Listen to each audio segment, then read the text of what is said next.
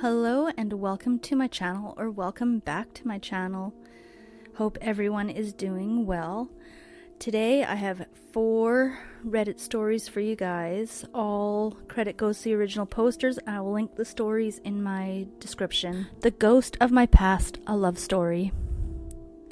My wife and I have been happily married for 21 years, and she has always locked herself in her room at 5 every day since we got married, and she has never told me why.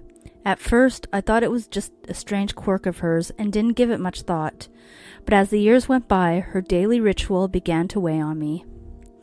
I couldn't shake the feeling that she was hiding something from me. I would often knock on her door and ask if she was okay, but she would tell me she was fine and needed some time to herself. I couldn't shake the feeling that there was something more going on. I started to notice other strange things as well. My wife seemed to be becoming more distant, and I often heard her talking to herself in her room. I began to worry that she was going crazy, and I was terrified of what might happen if I didn't find out what was happening. One night I couldn't take it anymore. I decided to follow her and see what she was doing in her room daily. As I tiptoed down the hallway, my heart was pounding in my chest. I was terrified of what I might find. When I finally reached her door, I took a deep breath and slowly turned the handle. As I peered into the room, I was shocked by what I saw. My wife was standing in front of a large mirror, talking to someone on the other side. At first, I thought she was talking to herself, but as I listened more closely, I realized she was conversing with someone on the other side of the mirror. I couldn't see the person she was talking to, but I could hear her voice clearly. It was a strange, otherworldly voice that sent chills down my spine. I couldn't believe what I was seeing. I wanted to run, but something kept me rooted to that spot. I was terrified, but I also couldn't look away. As I watched the conversation between my wife and the mysterious voice become more intense, I could see the fear and desperation on my wife's face, and I knew I had to do something to help her. I tried to step into the room, but as soon as I did, the mirror shattered into a million pieces. I was covered in shards of glass, but I barely felt the pain. All I could think about was my wife. As I looked up, I saw her standing there, looking at me with tears in her eyes. "I'm sorry," she said. "I didn't mean to keep this a secret from you, but I didn't want you to worry." I was confused and terrified, but I knew I had to stay strong for my wife. "Who are you talking to?" I asked. "It's my sister," she said, tears streaming down her face. "She died in a car accident 21 years ago. Every day at 5, I come in here to talk to her. It's the only way I could feel close to her." I was overcome with emotion and sadness. My wife had been carrying this burden alone for all these years, and I had no idea. I wrapped my arms around her and held her close as we both cried. But as we stood there, I heard a strange noise coming from the other side of the room. I turned to see a dark figure emerging from the shadows. It was a ghost, the spirit of my wife's sister, and she was angry. I tried to protect my wife, but the ghost was too powerful. The spirit flew towards us, her eyes glowing with hatred. I could feel the room getting colder and colder, and I knew we were in serious trouble. I grabbed my wife and tried to run, but the ghost was too fast. She flew in front of us, blocking our path. "Why did you abandon me?" she yelled, her voice filled with rage. "I've been trapped in the mirror for 21 years, waiting for someone to set me free. And you, my own sister, you left me here to rot." My wife fell to her knees, sobbing uncontrollably. "I'm sorry," she said. "I didn't know. I thought you were gone forever." The ghost let out a chilling laugh. "Well, you now know the truth," she said, "and now you will pay for your betrayal." She reached out her hand and touched my wife's forehead. Suddenly, my wife's body went limp and collapsed to the ground. I was terrified. I didn't know what to do, but I knew I had to do something to save my wife. I gathered all my courage and stepped forward, facing the ghost. "Leave her alone," I said, my voice shaking. "She's done nothing wrong." The ghost turned to me, her eyes narrowed. "And what makes you think you can stop me?" she said. I didn't know what to say, but I knew I couldn't back down. I had to protect my wife, no matter what. I reached out and grabbed the ghost's hand, trying to break her hold on my wife, and to my surprise, she let go. The ghost let out a scream of rage and disappeared, leaving us alone in the room. I rushed to my wife's side and cradled her in my arms. She was unconscious, but still alive. I knew we had to get out of there before the ghost returned. I picked up my wife and carried her out of the room, praying we would make it out alive. We made it out of the house and into the safety of our car, and as we drove away, I knew that we had escaped a terrible fate. But I also knew that we would never be the same again. The experience changed us both, and we will never forget the horror we faced. But as long as we had each other, we knew we could face anything. Together we were strong, and nothing would ever be able to tear us apart. We drove through the night, trying to distance ourselves from the ghost as much as possible, but no matter how fast we went, we couldn't shake the feeling that she was still with us. As the sun began to rise, we pulled into a rest stop to rest for a few hours. I carried my wife into a quiet corner and laid her down on a bench, praying that she would wake up soon. As I sat there watching over her, I couldn't help but feel guilty. If I had only listened to my wife and respected her need for privacy, none of this would have happened, but it was too late for regrets. All I could do now was try to make things right. As the hours ticked by, my wife's condition worsened. She was feverish and delirious, and I knew she needed medical help. I tried to call an ambulance, but my phone was dead. I knew I had to get my wife to the hospital as soon as possible. I gathered all my strength and picked her up, carrying her out to the car. I knew it was a long shot, but I had to try. I started the car and began the long drive to the nearest hospital. The road was long and winding, and I was terrified we wouldn't make it in time. But I refused to give up. I kept driving, praying that we would make it to safety. As the sun began to set, we finally saw the hospital in the distance. I pulled into the parking lot and carried my wife inside, hoping it wasn't too late. The doctors rushed her into the emergency room, and I waited anxiously outside, praying for her recovery. But as the hours ticked by, my wife's condition only worsened. The doctors told me there was nothing more they could do.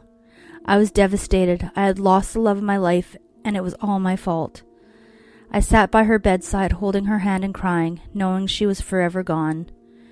It was the saddest moment of my life, and I knew I would never be able to move on. I would carry the guilt and the pain for me for the rest of my days. But even in death, my wife was still with me. Her spirit stayed by my side, comforting me in my time of need. And although I knew I would never be able to hold her again, I was grateful to have had her in my life, if only for a little while. She would always be with me, and that was all that mattered. It took a long time for me to get over my wife's death. I was devastated and couldn't imagine ever loving someone else again. But as the years passed, I slowly began to heal. I started to open myself up to the possibility of love again, and that's when I met Alia. She was kind and caring, and she treated me with the respect and love that I deserved. She was everything my wife had been and more. As we fell in love, I knew I had finally found someone who truly cared for me, and as we walked down the aisle and exchanged our vows, I knew I had found a new home and family. But even as I moved on with life, I never forgot about my ex-wife. She will always have a special place in my heart, and I will always be grateful for the time we had together. As I grew older, I learned the value the time I had with the people I loved. I never took a single moment for granted, and I made sure always to show my loved ones how much they meant to me. And even though my ex-wife was no longer with me, I knew she was watching over me from above, happy to see me finally find happiness again. I may have lost her, but I'll always be grateful for the time we had together, and as long as I have the memories of our love, she will always be with me in my heart and soul. People can't recognize me anymore. Help, please. To elaborate, this all started 5 months ago. I set a meet-up with my friends from college. We were going to meet up at a bar just to catch up. In my text, they recognized me and knew who I was. Then a week later, when we set to meet up, I was taking an hour nap after work since we were meeting up at 6, and it was 4. But I slept in on accident since my alarm didn't go off, so I hurried to get ready and rushed over to the bar. When I made it to the bar, I ended up being 20 minutes late. So when I entered, I walked up to them and apologized for being late. But that's when Tony, one of my friends, said, "Who are you?"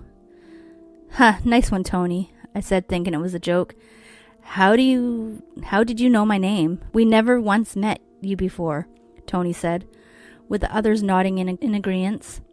"I am your friend. We met in college, remember?" I said. No, we didn't. Whoever you are, you need to leave."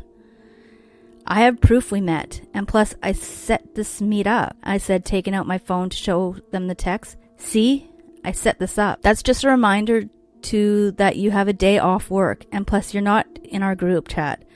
So you better leave before I get security, Tony said. So I left, and when I got home, I called my childhood friend, talking over video chat about what happened, and even they thought it was a prank, until we realized I wasn't in the group chat.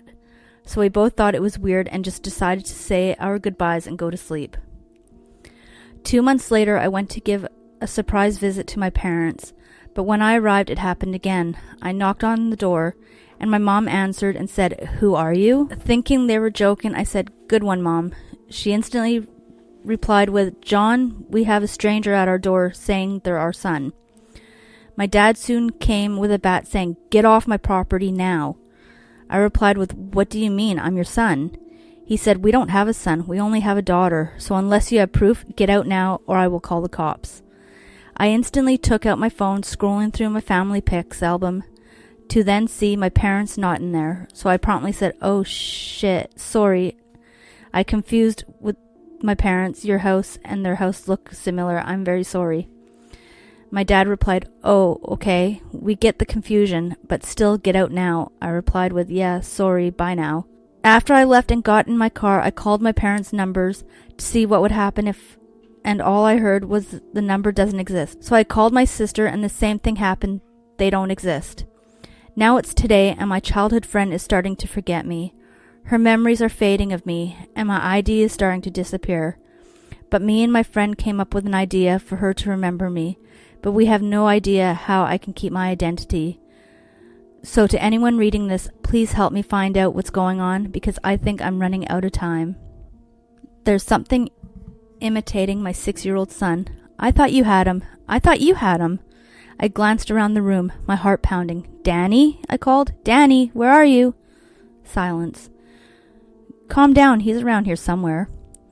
Our house wasn't even that big, yet somehow our 6-year-old son was always disappearing. Sometimes I'd find him in one of the lower kitchen cabinets. Camping, he called it, pretending the cabinets was his tent and one of his fake fire lanterns was the campfire. Other times I find him hiding in the closet, opening all his boxes of old toys and too small clothing, throwing it all over the place just because. "Okay.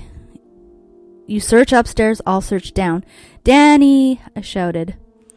"Geez, relax. He's probably just playing with his Legos or hiding in the closet again.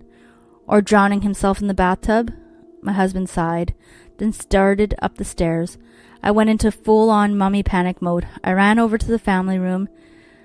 Empty. Kitchen, empty. Then, fuck! There he was. Through the sliding glass door I could see him. He was out in the yard, or at least I saw his fake fire lantern. It bobbed up and down at the far end of the backyard, all the way down by the tree line. How did he get down there so quickly? I threw open the door.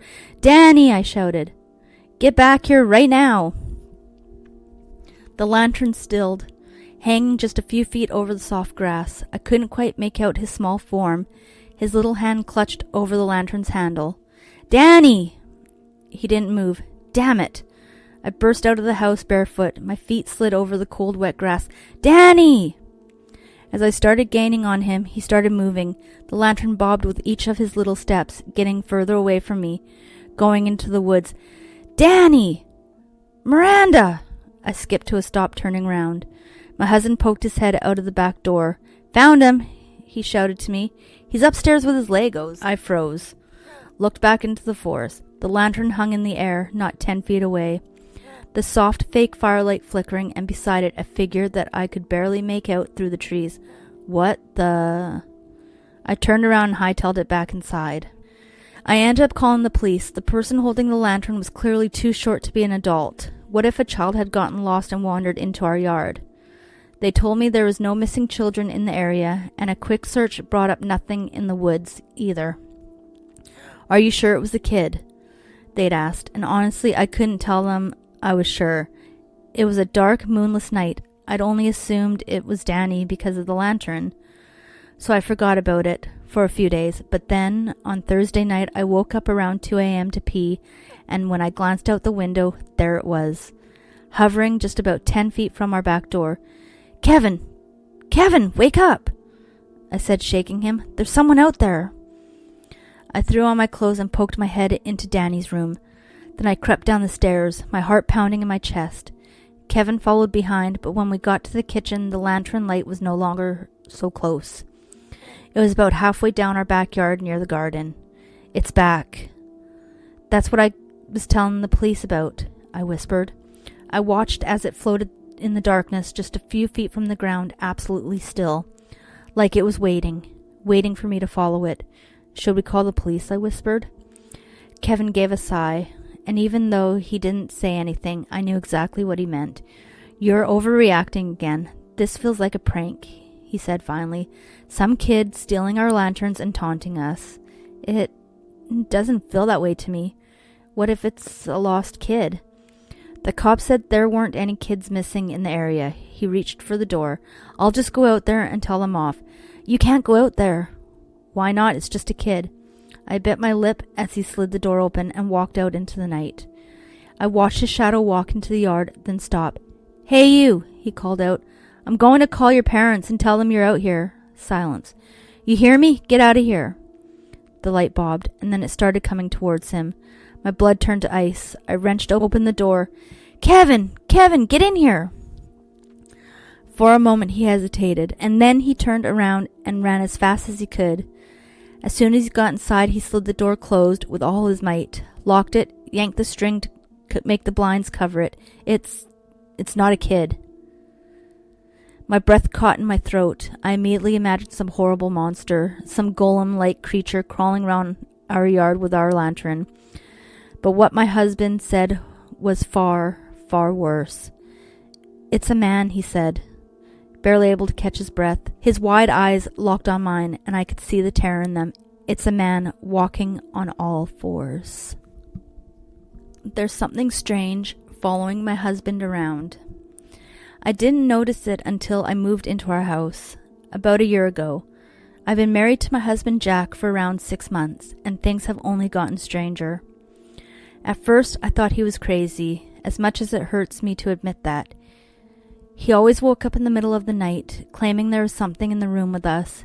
He'd cover up the mirrors in the house, and he constantly checked behind him whenever we walked anywhere. Whenever I told him that I couldn't see anything, that it was a good thing. "It can't hurt you if you can't see it," he said. Then I started seeing it too. It started one night after we had eaten dinner. We were still sitting at the dinner table, too lazy to get up. Jack had said something offhand about the news, and I looked up from my phone to respond to him. There it was, in the reflection from the window behind him, what looked like a zombie of a woman, flesh falling off and face mangled, standing directly behind him, her partially decomposed hand on his shoulder. I jumped back and let out a small gasp, quickly trying to compose myself. "What's wrong?" Jack asked. You didn't see anything, did you?" He looked concerned. "It can't hurt you if you can't see it," I remembered. "No," I said. "Didn't see a thing." Then I started seeing it more and more. I never saw it in person, only through reflections, in the mirrors whenever Jack forgot to cover them, in the water when I tried to have a bath, in the shiny metal dishes when I was cleaning them. Maybe it was stress, I told myself. Things hadn't been great with Jack lately, admittingly. He had been wanting to have a kid for a while, and kept begging me to have one with him. I told him I wasn't ready, but he never listened. Maybe I was just seeing things. But then again, why would Jack be seeing it too? Could two people be seeing the same hallucinations? Jack had been getting more and more paranoid, I had noticed. I tried to go down into the basement, which I had actually never been down to look for a screwdriver I needed. Jack had stopped me. "No!" he shouted desperately. Please stay out of there." He grabbed my wrist, pulling me back. I don't want it to hurt you, too. Please, darling. I'm only trying to protect you. Do you trust me?"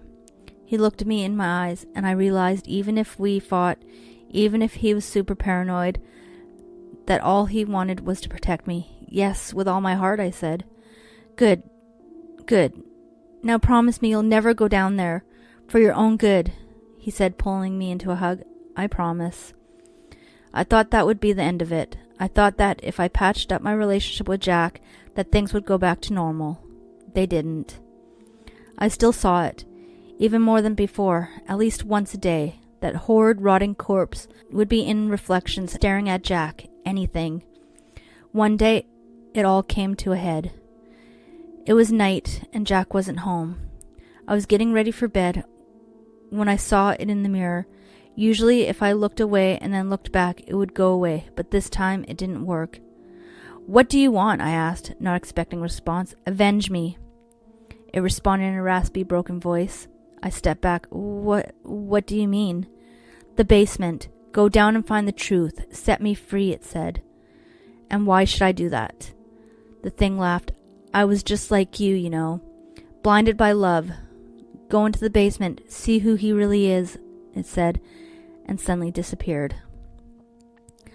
Cautiously, I stepped down the stairs leading to the basement, armed with a kitchen knife. I found a box in the very corner of it, and I opened it, hoping it was just a box of Jack's childhood possessions, or maybe a collection of baseball cards. I was wrong. Documents, thousands of documents and personal belongings spilled out of the box. Arthur MacDonald. Jack's real name was Arthur MacDonald, a man who was apparently guilty of first-degree murder, and apparently he was also legally dead. "Jack?" I said in disbelief. "You couldn't." "Oh, he could," a voice suddenly said, scaring me half to death.